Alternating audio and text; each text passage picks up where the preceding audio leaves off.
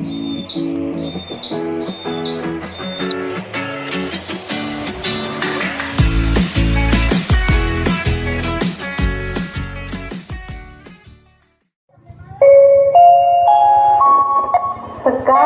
saatnya masuk kelas. Jam pelajaran akan segera dimulai.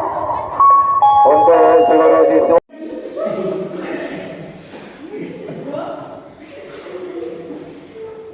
Assalamualaikum warahmatullahi wabarakatuh.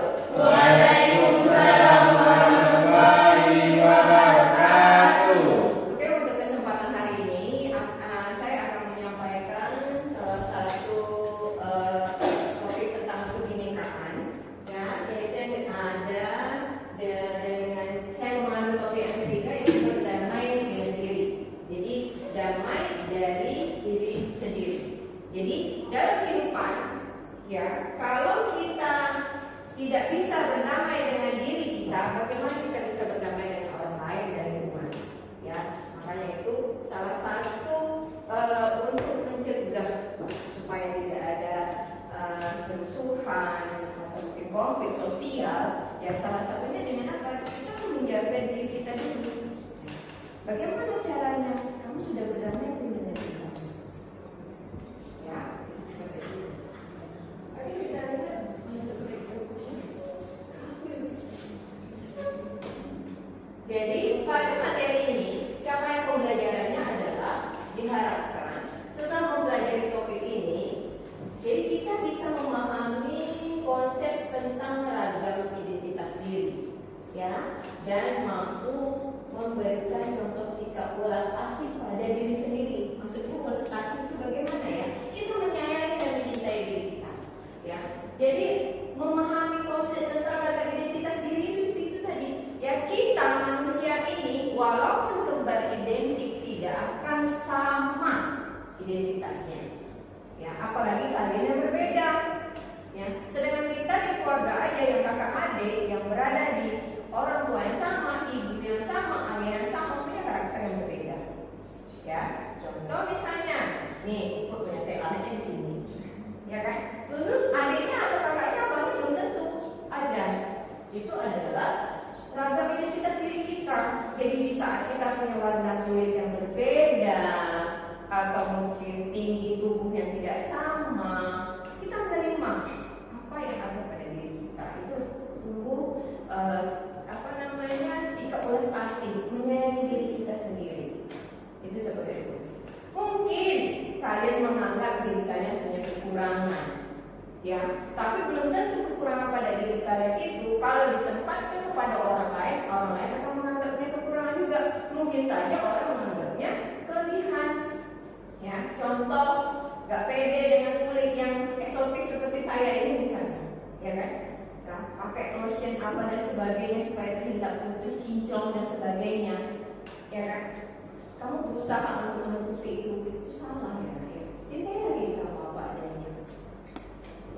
Jadi dengan kita mencintai diri kita, maka kita bisa menyayangi identitas diri yang ada pada diri kita.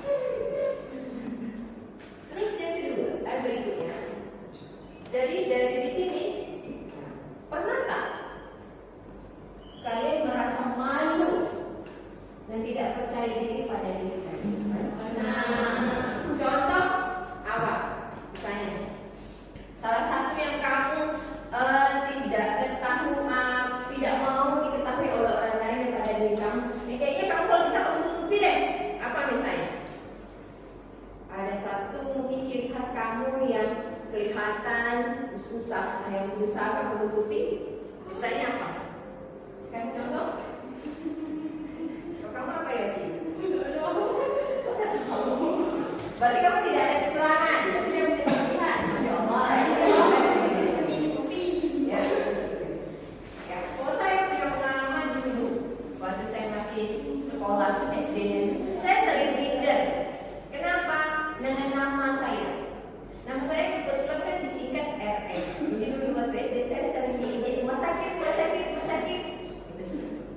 Ya, itu salah satu identitas diri yang dulunya berusaha saya tutupi. Saya tidak mau orang tahu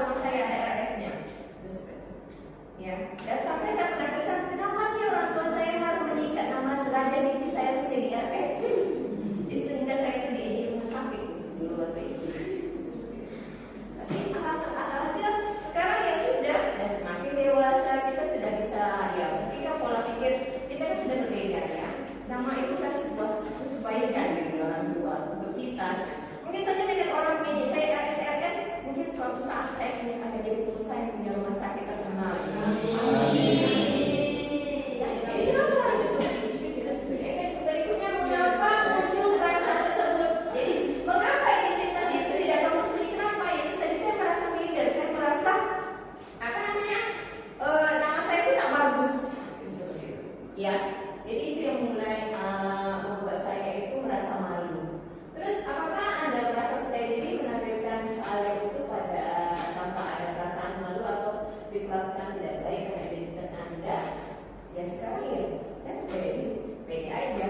Ya, waktu saya ujian PPN, waktu saya perkenalan PBG, dosen-dosen banyak yang nanya, apa RS itu? Rumah sakit ya? Tapi nggak sebenarnya. Nggak Pak, itu aja CT singkatan. Ya, tetap aja sampai sekarang masih ada kok yang manggil saya rumah sakit. Ya, biarlah. Itu memang nama saya, kalau dia apa ya? Gak mungkin saya akan bukan nama saya jadi Agnes Monica kan?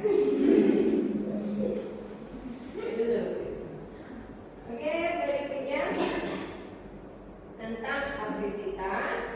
Ya, di situ tadi ada refleksi. Jadi di sini kita ya sebenarnya dalam hidup itu ya, kalau tentang identitas, ya, kalau kita tidak bisa menyayangi atau mungkin tidak bisa menerima identitas kita, biasanya kita itu akan minder. Ya, dan minder itu akan membatasi kita untuk bergaul dengan orang lain. Dan hasil kadang ada sesuatu yang kesannya kita tutup-tutupi. Ya, jadi bagaimana kalau misalnya kamu menutupi sesuatu pada diri kamu, berteman dengan orang lain, giliran orang lain tiba-tiba dia tahu tentang kekurangan kamu, alhasil dia merasa dibohongi, itu kan jauh lebih fatal akibatnya. Ya kan itu kan? Jadi kawan kamu merasa dia dikhianati. Ya, tapi mungkin ada orang yang bisa menerima itu. Ada ya. Cuma kan itu tadi orang itu kan beragam. Ya, orang itu beragam. Jadi macam-macam hal yang bisa ditunjukkan. Itu. Oke. Jadi setiap orang punya banyak identitas.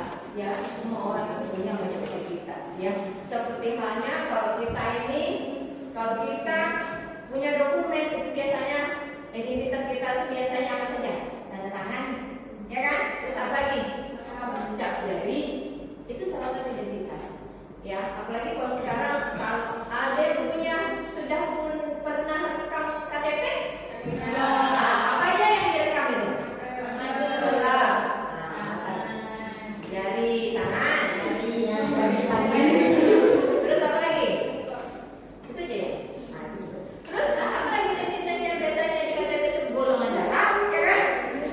Mungkin kalian berdarah biru atau berdarah coklat. Golongannya biasanya O, A, B, D. Itu udah juga identitas.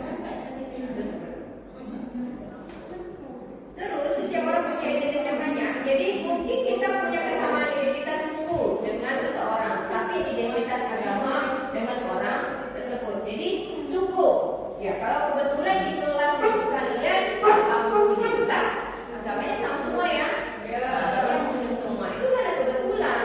Tapi kalau nanti kalian pergi keluar, akan ketemu orang-orang yang berbeda. Ya, warna kulit, bentuk rambut. Kalau di sini mungkin kita mayoritas ya, hampir 70% itu orang Melayu. Orang Melayu itu terkenal dengan apa biasanya? Kulitnya hitam. Hitam manis. Biasanya orang Melayu itu manis. Dia memang tak putih, tapi dia manis. Tapi di saat kamu pergi ke daerah yang beragam sukunya, itu banyak berbeda-beda lagi. Ya, warna kulitnya berbeda, ada rambut yang keriting, ada rambut yang ikal. Makanya mungkin rata-rata hampir dominan lurus saja. Itu seperti itu. Ya, itu nanti. Terus ada identitas yang begitu saja kita terima sejak lahir dan tidak bisa diubah. Ya, kalau mungkin kamu kesamaan suku, ya itu kan turunan dari orang tua. Terus agama, kalau orang kan bisa saja mereka berbeda keyakinan, berbeda agama itu bisa saja. Terus kalau yang diterima sejak lahir itu tidak bisa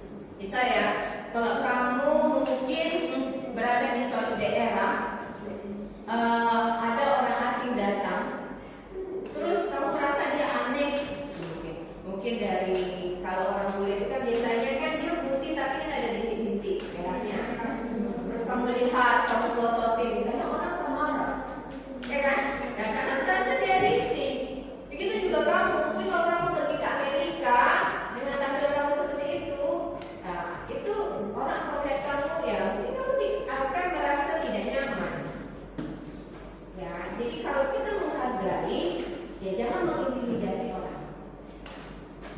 Karena kesempurnaan itu hanya milik pencipta. Jadi apapun yang ada pada diri kita, syukuri, cintai. Itu syukuri. Terus yang kedua, gunakan standar diri sendiri. Jadi setiap orang unik, tidak bisa dibandingkan dengan orang lain. Ya kan? Jadi keunikan kalian itu jangan kamu tutupi. Sebagai itu yang kamu tunjukkan. Ya.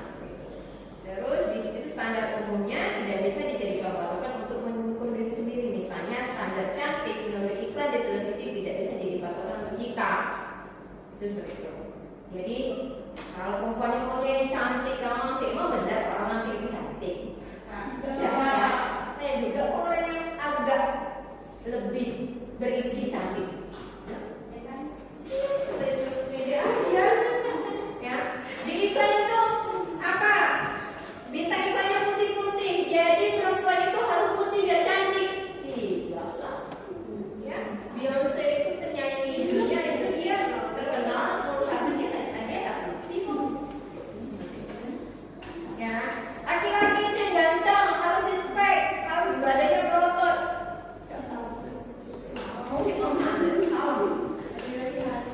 Jadi itu sebenarnya standar televisi, bukan standar umum. Ya, kenapa mereka televisi itu mencari bintang iklan dan model-model yang kurus? Kenapa? Kalau gemuk-gemuk kan bahannya dipakai kan banyak, jadi mahal bajunya. Jadi pakai kurus-kurus.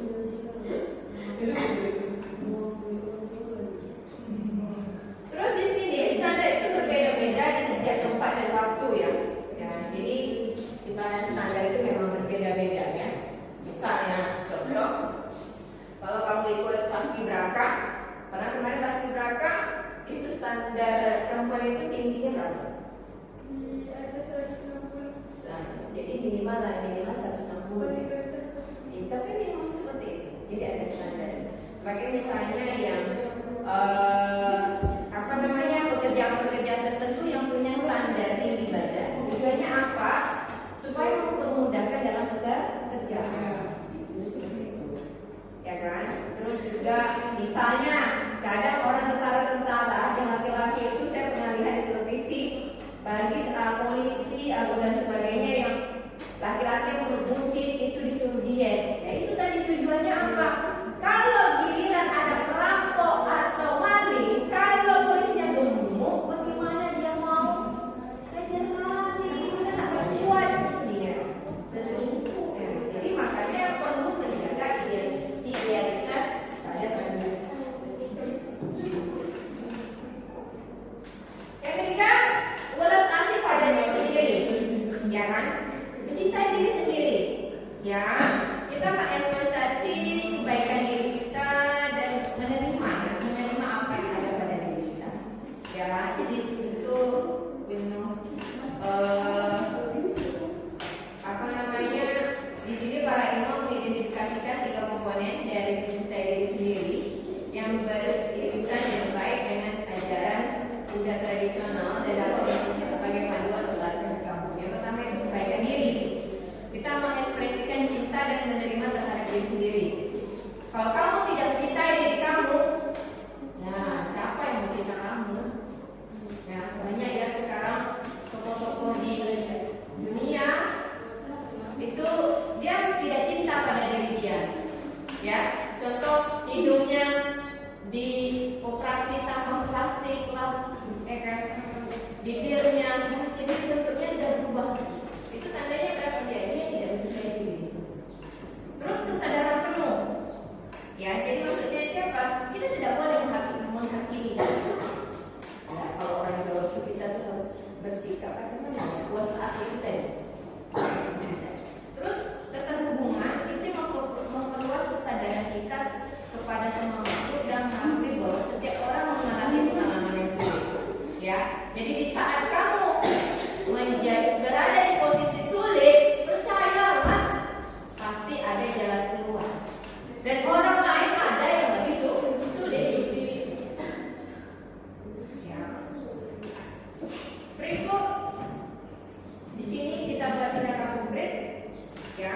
kita memberikan ucapan terima kasih pada diri kita? Bagaimana caranya? Contoh ya, saya di saat kamu misalnya ya lelah belajar, lelah membantu orang tua, ada masanya kamu ingin menyendiri di time. Nah, ada orang saya yang ingin time. Dan itu kalau menurut saya ya, kalau saya sendiri itu salah satu cara untuk mencintai, berterima kasih kepada tubuh yang sudah lelah ini. Nah, itu sampai ya, jadi bentuk orang itu berbeda-beda. Ada orang kabinet dengan mungkin nonton drakor seharian kalau hari Minggu, atau mungkin hanya sekedar jalan-jalan pergi ke pantai nongkrong bawa gorengan sama air lalu mineral aja cukup. Ya. Kalau orang laki-laki biasanya mereka main game seharian, tidak mau diganggu.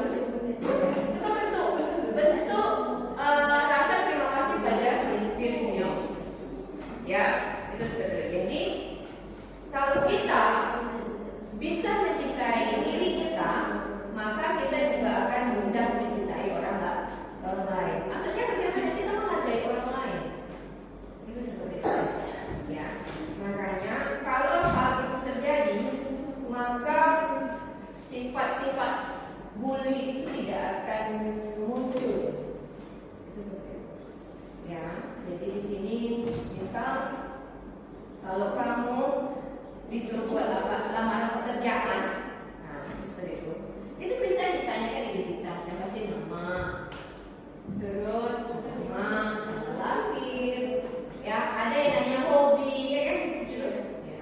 Terus suku, gitu, pendidikan, itu kan salah satu adalah biodata diri yang merupakan salah satu bentuk dari karakter kita. Oke, jadi salah satu bentuk juga yang saya lihat bentuk kamu mencintai diri kamu, misalnya mau foto selfie nih, foto selfie terus kamu posting, itu salah satu bentuk kecintaan kamu dengan diri kamu. Tetapi kalau kita terlalu berlebihan juga tidak ada, itu juga tidak baik, ya kan?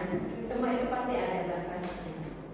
Ya, kadang kalau kita terlalu percaya diri, terlalu berlebihan juga berbahaya bagi diri kita.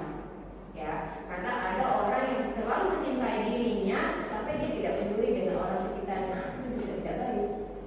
Jadi harus seimbang, mencintai diri kita sendiri, maka insya Allah akan muncul sifat kita akan mencintai lingkungan. Baiklah, itu saja dari saya. Kita hapus untuk diri kita. Mulai hari ini marilah kita mencintai diri kita.